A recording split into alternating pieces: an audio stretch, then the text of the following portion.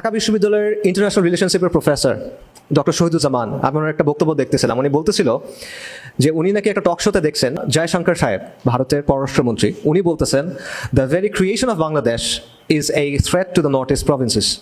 মানে বাংলাদেশের অস্তিত্বটাই ভারতের নর্থ ইস্ট যে প্রভিন্সেস, সেভেন সিস্টার্স, এটার জন্য একটা থ্রেট। জয়শঙ্কর বলতেছেন, আমি শিওর না উনি বলছেন কিনা, ডক্টর শহীদুজ্জামান বলছেন উনি বলছেন।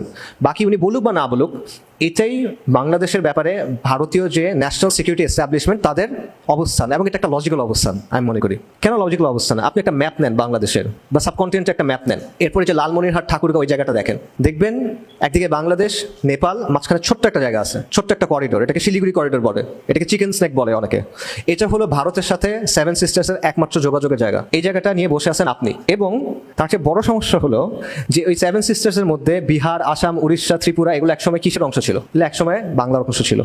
তো জটিল সমস্যা। তো স্ট্র্যাটেজিকভাবে আমি যদি একজন ইন্ডিয়ান হইতাম, এটা আমার জন্য একটা বড় হেডেক হইতো। আমি এটা নিয়ে অনেক চিন্তা করতাম। এটা বড় সমস্যা, আসলে যৌক্তিক সমস্যা, আমি তাকে দোষ দিচ্ছি না। আসলে তার জায়গা থেকে সে চিন্তা করবে, আমার জায়গা থেকে আমি চিন্তা করবো। তো এই জন্যই তারা সবসময়, ভারতে যারাই পলিটিক্যাল পার্টি থাকুক, তারা সবসময় মনে করবে যে এখানে ভারতের হাসিনার মতো একটা সরকার দরকার, একটা দালাল সরকার দরকার, যে ভারতকে সবকিছু করতে দিবে, এখানে করিডোর দিবে, এখানে মিলিটারি প্রেজেন্স রাখতে দিবে, এটসেট্রা এটসেট্রা। এটা তারা চাইবে। লং রানে এটাই ভারতের একমাত্র এন্ড গেম। উপমহাদেশে সে একটা রিজনাল পাওয়ার হতে চায়, সে একটা গ্লোবাল পাওয়ার হতে চায়।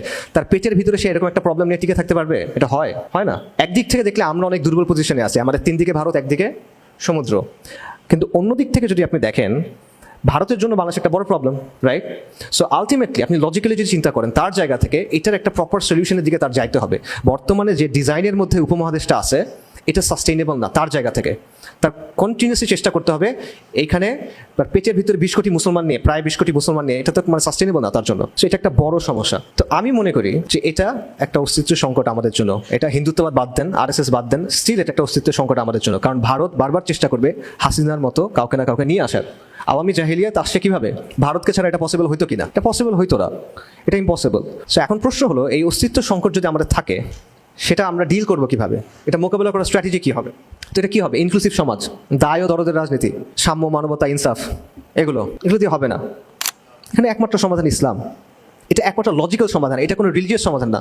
আমি আবারও বলছি, আমি মনে করি প্র্যাগম্যাটিক্যালি একমাত্র সমাধান এখানে ইসলাম। এটা ছাড়া আর কোনো ভায়াবল সলিউশন এখানে নাই। যদি আপনি দিল্লির আগ্রাসন মোকাবেলা করতে চান, যদি আপনি সেকুলারাইজেশনের ফোর্সকে থামাইতে চান, যদি আপনি একটা কোহেসিভ শক্তির মাধ্যমে এই ভূখণ্ডকে একসাথে রাখতে চান, যদি আপনি কালচারাল হেজিমনিকে ভাঙতে চান, তাহলে আপনার ইসলামকে লাগবে।